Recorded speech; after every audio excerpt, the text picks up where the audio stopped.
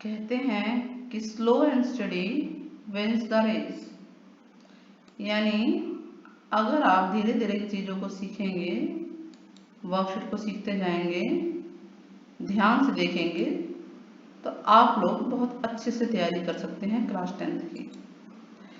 Welcome students, एक quotation के साथ हम लोग चल रहे हैं। Now worksheet number 14 English class 10th। ये worksheet chapter a letter to God से दिया गया है। उसका एक पैसेज दिया गया है आपके सामने और उसके बेस पे क्वेश्चन आंसर है। एक कोटेशन है, एनोनिमस ने कही है कि faith is like wifi. Faith जो विश्वास है वाईफाई की जैसा है।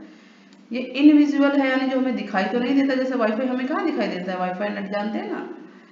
But it has the power to connect, यानी अगर आपके अंदर फेथ है, आप किसी पे विश्वास करते हैं तो आप उससे कनेक्ट हो सकते हैं और जो भी चाहिए आपको चीज़ें वो आपको आसानी से मिल सकती हैं।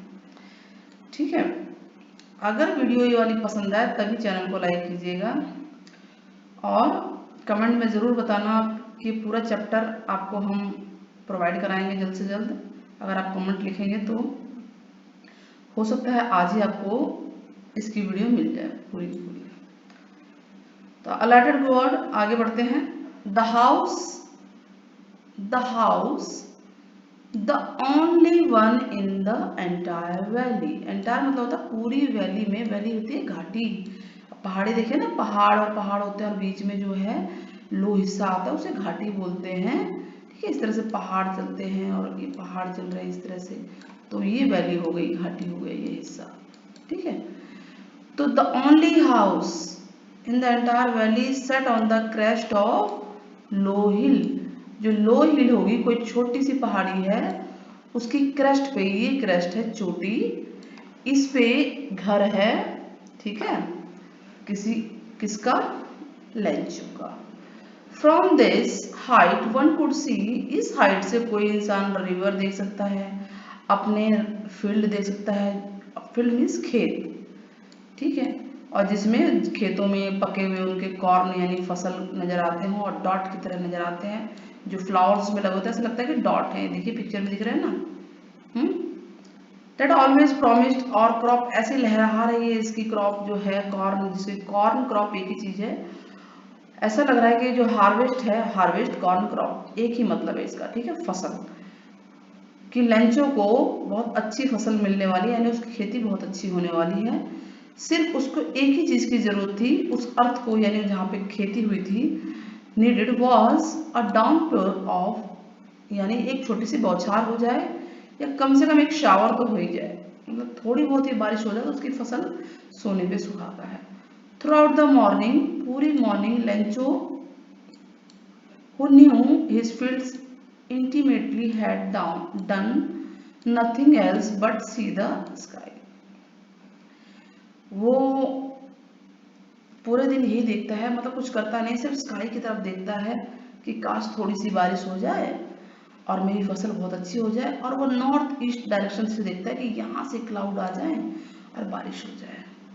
Now we are really going, वो बोलता है वुमेन, वुमेन यानी अपनी बीवी को बोलता है वो women, we are really going to get some water, हमें सही में बारिश पानी मिलने वाला है, यानी जल मिलने वाला है। कौन सा जल, water in the form of rain. ठीक है, the women who was preparing supper, supper means क्या होता है, शाम का खाना, शाम का कुछ खाना बना रही होती है। और रिप्लाइड यस गॉड विलिंग, हाँ भगवान यही चाहता है कि हमें भी हमारी फसल अच्छी हो जाए, हमें बारिश हमारी फसल को भी मिल जाए। It was during the meal time, जैसे वो खाना खाने लगते हैं, just as Lencho has predicted, जैसे ही लेंचो ने वो भविष्यवाणी की होती ना कि देखो बारिश होने वाली है, उसके कहते ही big rain drops, big drops of rain, यानी बड़ी बड़ी बूंदे बारिश की, बिगिन टू फॉल, गिरने लगती है, यानी बारिश होने लगती है। इन द नॉर्थ ईस्ट से ह्यूज माउंटेन, उसे पर्वतों का पहाड़ दिखता है, क्लाउड्स यानी cloud of mountain, mountain of cloud यानी बादलों का पहाड़ आता हुआ नजर आता है उसे नॉर्थ ईस्ट डायरेक्शन से। नॉर्थ ईस्ट समझ गए ना, नॉर्थ और ईस्ट के बीच में है। और वो could be seen approaching, approaching मतलब उसी तरफ आ रहा होता, उन्हीं की तरफ बादल आ रहे हैं, बहुत ज्यादा बादल। एयर वॉज फ्रेश, बहुत अच्छी हवा लगती है, स्वीट, बहुत ही सुहानी हवा है। द मैन वेंट आउट, और वो आदमी यानी कि लेंचो, मैन लेंचो के लिए हुआ है, वो बाहर आता है, ठीक है। अदर देन टू हैव, कोई और रीजन नहीं होता, नो अदर रीजन, सिर्फ उसे खुशी चाहिए, वो फीलिंग चाहिए उस रेन की अपने बॉडी पे, कि बारिश। देखिए किसान के लिए बारिश बहुत इंपॉर्टेंट है, और उस समय जब उसकी फसल को, उसके क्रॉप को ज़रूरत है, तो बहुत ही खुश होता है, उस बारिश में नहाने भी लगता है, जाने लगता है बाहर। तो ठीक वैसा ही लेंचो के साथ हो रहा है, विद अ सेटिस्फाइड एक्सप्रेशन, वो बहुत सेटिस्फाइड है, यानी बहुत संतुष्ट है कि चलो खेती इस बार अच्छी होगी। ही रिगार्डेड द फील्ड, वो अपने फील्ड को कहता है, ripe corn with its flower, कि मेरे जो कॉर्न पक गए हैं, फ्लावर के फूल के ऊपर हैं। Draped in a curtain of rain, कहता है ये जो है बारिश की चादर, कर्टन मतलब क्या होता है, चादर, बारिश की चादर पर्दे में ये ढक रहे हैं, ड्रेप्ड हो रहे हैं, गीले हो रहे हैं, ठीक है, ठीक है। तो यानी उसके ऊपर, उसकी फसल के ऊपर कहने का मतलब है बारिश पूरी तरह से उसको कवर कर रही है और वो उसको बहुत अच्छा लग रहा है। लेकिन अचानक क्या हुआ, suddenly a strong wind begin to blow, बहुत तेज आंधी होने लगी, बहुत तेज हवा आने चलने लगी, अलॉन्ग विद द रेन, बारिश के साथ बहुत तेज आंधी आने लगी, और रेन्स में very large hail stone begin to fall, बहुत बड़े बड़े हेल स्टोन ओले को बोलते हैं, वाइट वाइट, वो गिरने लगे अचानक, मतलब मौसम का मूड बदल गया। These truly did resemble new silver coins, और वह इतने बड़े बड़े जो सिल्वर, जो हेल स्टोन थे वो सिल्वर कॉइन्स की तरह लग रहे थे। सिल्वर कॉइन सिल्वर कलर का होता है ना, और वो भी सिल्वर कलर के थे। द बॉयज, बॉयज मतलब अपने बच्चों को कह रहा है, लड़कों को कह रहा है, वो मूवमेंट देखिए उसकी बीवी के लिए, बॉयज लड़कों के लिए उसके, एक्सपोजिंग देमसेल्फ टू रेन, वो भी बाहर आ गए, to collect the frozen pearls, जो वो गिर रहे थे। फ्रोजन पर्ल्स किसको कहा गया है, हेल स्टोन को कहा गया है। फ्रोजन मतलब कि जमे हुए मोती है ना, व्हाइट पर्ल्स क्योंकि व्हाइट होता है और हेल स्टोन भी व्हाइट होता है, तो उसके कंपैरिजन किया गया है। तो उसको इकट्ठा करने के लिए बच्चे उसके बाहर आ जाते हैं। Not a leaf remained on the trees, trees पे कोई भी पेड़ नहीं, पत्ता नहीं बचता है, कोई लीफ नहीं बचता है। The corn was totally completely destroyed, the flower were gone from the plants, plant से फ्लावर गिर चुके होते हैं, क्रॉप डिस्ट्रॉय हो चुकी होती है। कैसे, हेल स्टोन से ना, बारिश और ओले से, ठीक है। Lencho's soul was filled with sadness, वो बहुत दुखी हो जाता है। when the storm has passed, जब तूफान चला जाता है, वो अपने खेतों के बीच में खड़ा होता है और अपने बच्चों से कहता है, अपने बेटों से कहता है, A plague of locust would have left more than this, यानी अगर टिड्डियों का दल भी आया होता तो शायद इससे ज्यादा हमारे लिए बच जाता, बट हेल्स ने तो हमारे लिए कुछ भी नहीं छोड़ा। इंटरेस्टिंग स्टोरी है ना बच्चों। तो चलिए इसके बेस पे हम क्वेश्चंस के आंसर करते हैं। थोड़ा इसको इरेज कर देते हैं, थोड़ा ये कम दिखेगा तो हाईलाइट करने में आसानी रहेगी, ठीक है। क्लियर हो गया ना आप लोगों को। चलिए आगे बढ़ते हैं, ठीक है। तो हम हाइलाइटर ले लेते हैं येलो कलर में। नाउ फर्स्ट क्वेश्चन है, what was Lencho's house, where was Lencho's house located, Lencho का घर कहाँ था। हमने यहाँ पढ़ा था ना कि जो हाउस है वो एंटायर वैली में sat on the crest of low hill, यही है। तो इसका मतलब यही इसका आंसर है। आंसर देखिए, लेंचोज हाउस, ये आंसर है। Lencho's house was located on the crest of, crest क्या होता है, चोटी, लो हिल मतलब छोटी सी पहाड़ी की चोटी पर, पूरी वैली में उसका हाउस, ओनली हाउस था जो लोकेटेड था। Now what could be seen approaching in the north east, north east से क्या आ रहा था, नॉर्थ ईस्ट से आ रहा था। In the north east a huge mountain of clouds could be seen approaching, बहुत ज्यादा माउंटेन्स, बहुत बड़े बड़े माउंटेन्स, क्लाउड के माउंटेन देखिए दिखाई दे रहे थे हमें ये। तो ये इसका आंसर है, ठीक है, नॉर्थ ईस्ट से है ये। आगे बढ़े, why did Lencho go out, Lencho बाहर क्यों गया था बताइए, हमने यहाँ पढ़ा ना, वो बाहर किसी और रीजन से नहीं गया था, बल्कि to have the pleasure of feeling the rain on his body. तो हम यही इसमें आंसर लिखेंगे कि वो फीलिंग करना चाहता था रेन ड्रॉप्स को अपनी बॉडी पे। Now fourth question, why did Lencho से रेन ड्रॉप्स वर न्यू कॉइंस? वो न्यू कॉइंस की तरह क्यों लग रहे थे, न्यू पर्ल्स की तरह क्यों लग रहे थे? तो हम बताएंगे उसने कंपेयर किया है रेन ड्रॉप्स को with new coins because raindrops helped him। देखिए न्यू कॉइन्स का मतलब यही है कि वो उसकी मदद कर रहे थे, क्योंकि उसकी बारिश की वजह से उसकी फसल ग्रो होती और फिर उसे हार्वेस्ट में काट पाता उसे क्रॉप को, ठीक है, और he would get more money from his crop. तो इसलिए न्यू कॉइन्स उसे कह रहा था। Now fifth question, what happened to the rain suddenly? अचानक क्या हुआ? हमने यहाँ पढ़ा था ना कि सडनली क्या हुआ था, ये देखिए स्ट्रॉन्ग विंड आई, बहुत तेज तेज हवा चलने लगी, ब्लो होने लगी, along with the rain very large hailstone begin to fall. तो यही इसका आंसर है, suddenly strong winds begin to blow and along with rain very large, यहाँ पर ये ठीक है, हाँ, very large hailstone begin to fall. Now six question, the frozen pearls का मतलब क्या है? तो फ्रोजन पर्ल्स जो यहाँ पे हेलस्टोन को कहा गया है, क्योंकि हेलस्टोन भी बारिश का पानी में जम जाता तो वो हेलस्टोन बन जाता है ना, ओलू का रूप ले लेता है। तो ठीक वैसे फ्रोजन पर्ल्स भी फ्रोज टाइप के होते हैं और दोनों का कलर देखिए सेम है, व्हाइट कलर होता है, तो इसलिए उसकी तुलना भी उससे की गई है। What were Lencho's feeling? क्या फीलिंग थी भाई? वो बेचारा सैड हो गया था, वो ही was his soul was filled with sadness, और वो ये फीलिंग थी, आप लिख सकते हैं इस लाइन को। और उसने कहा अपने बच्चों से कि शायद टिड्डियों का दल भी,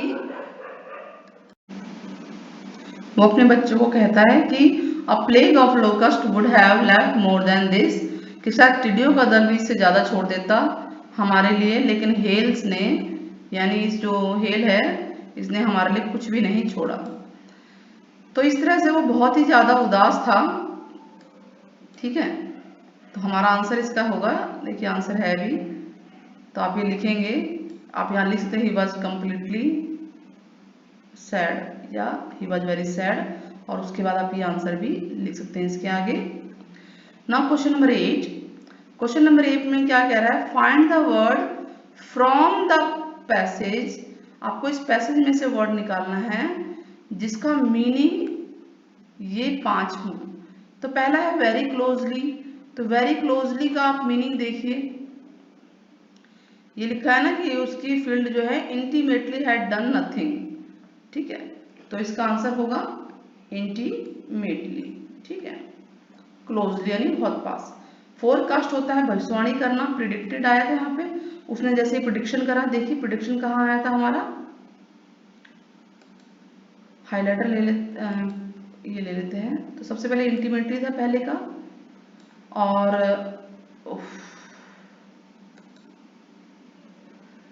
इरेज हो गया,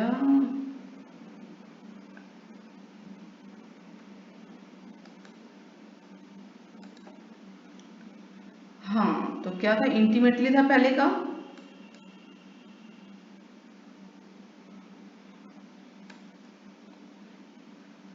और सेकंड का है प्रिडिक्टेड, प्रिडिक्टेड कहाँ गया, उसने भविष्यवाणी की थी ना। नाउ थर्ड का, थर्ड है कंटेंडेड, का मीनिंग क्या होता है, तो देखिए यहाँ पे सारी मीनिंग है हमारे पास, ड्रेप्ड है, उसके बाद ठीक, to take after, to take after का मतलब होता है रिजेंबल, रिजेंबल मतलब कि वो चीज़ जो है बाद में हमें अच्छी कीमत देगी, जो भी है फसल जो है, रिजेंबल, या फिर उसकी तुलना की गई थी ना, तो ये भी हो सकता है। Insects which fly in the big, मतलब वो इंसेक्ट जो बिग ग्रुप में फ्लाई करते हैं, झुंड में फ्लाई करते हैं और डिस्ट्रॉय करते हैं क्रॉप्स को, वो हेल होंगे कि लोकस्ट, तो ये होगा आंसर इसका। तो ठीक है, इसके 5 आंसर हो गए हैं। नाउ एंटोनिम्स बताना, एंटोनिम्स का मतलब होता है उल्ट, विपरीत शब्द, विलोम शब्द, ठीक है। सैडनेस उदासी होता है, तो इसका क्या होगा, प्लेजर होगा, ठीक है। तो इनमें से आंसर लगाना तो आप ये लगा ही लेंगे यहाँ पे, ये है प्लेजर, और रिस्टोर का होता है डिस्ट्रॉय। डिस्ट्रॉय मीन्स होता है बर्बाद हो जाना, और रिस्टोर का मतलब होता है कोई चीज़ को आप दोबारा ठीक ठाक कर रहे हैं। तो इस तरह से हमारे आंसर ये देखिए 9 आंसर हो गए हैं। अब बचा लास्ट आंसर 10th आंसर। ये कह रहा है कि रीड द ग्राम, हमने जो है ग्रामर वर्कशीट पहले वर्कशीट आई थी पंक्चुएशन की आई थी, उसी के बेस पे हमें सिर्फ सर्कल करना है कोमास को। ध्यान दीजिए कोमास को, जहां जहां कोमा आ जाएंगे, अपोस्ट्रोफ्स को एंड कोटेशन मार्क्स को। ठीक है, तो सबसे पहले हमें जान लेते हैं ये होते क्या हैं। ठीक है, पंक्चुएशन क्या होते हैं।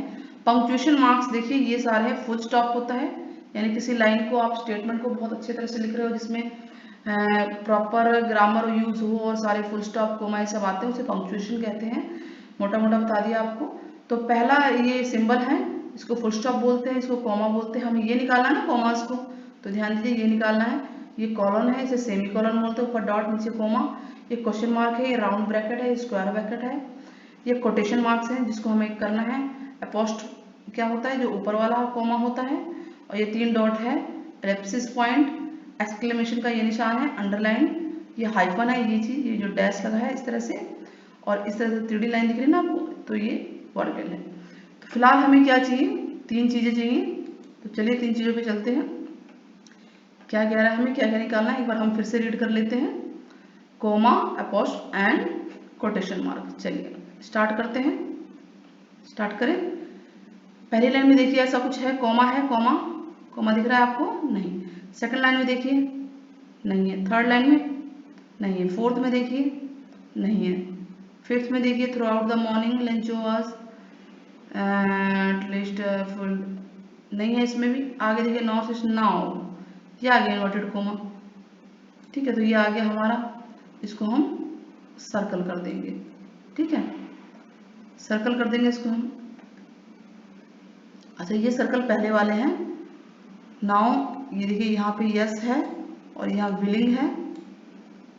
अच्छा उसके बाद यहाँ देखिए प्रिडिक्टेड के बाद यहाँ पे ऊपर का कोई कोमा दिख रहा है, कोमास भी बोला है ना, तो कोमा ये रहा हमारे पास। और अगर कोई बीच में छूट गया हो तो आप ध्यान रखिए, उसको लगाते रहिए। देखिए यहाँ कोमा है, और कहाँ है, और कहाँ है बताइए। अगली लाइन देखिए, इसमें दिख रहा है, नेक्स्ट में, उसके नेक्स्ट में यहाँ कोमा है। ठीक है, इन अ कर्टन, ये भी कोमा ही है। ठीक है, but suddenly a strong wind to blow. Next आगे देखिए, जितने भी कोमाज हैं, अपोस्ट्रोफ है एंड ये सब आपको जो बोला गया वो आपको करना। देखिए ये आगे अपोस्ट्रोफ, सिंगल ऊपर का कोमा बोलते हैं इसे, सिंगल कोमा है ये। और कोमा दिख रहा है कहीं पे, ये आपके यहाँ से यहाँ तक लाइन कहाँ चालू है, यहाँ पर इसको बंद होना चाहिए था, क्योंकि यहाँ पे है नहीं, कोई बात नहीं, बट हमने लगा लिए हैं mostly commas, apostrophe and quotation mark. ठीक है, क्लियर हो रहा है। तो इस तरह से हमारा ये वर्कशीट पूरी होती है। देखिए ये भी रहा अपोस्ट्रोफ है। और अगर आपको मिलते हैं तो आप कमेंट में मुझे ज़रूर बताइएगा कौन कौन से मिसिंग हुए हैं। ठीक है, मिसिंग तो हो ही जाते हैं। चलिए, अगर ये वीडियो आपको पसंद आई हो तो चैनल को लाइक करें, शेयर करना ना भूलें। नेक्स्ट वर्कशीट तक के लिए गुड बाय।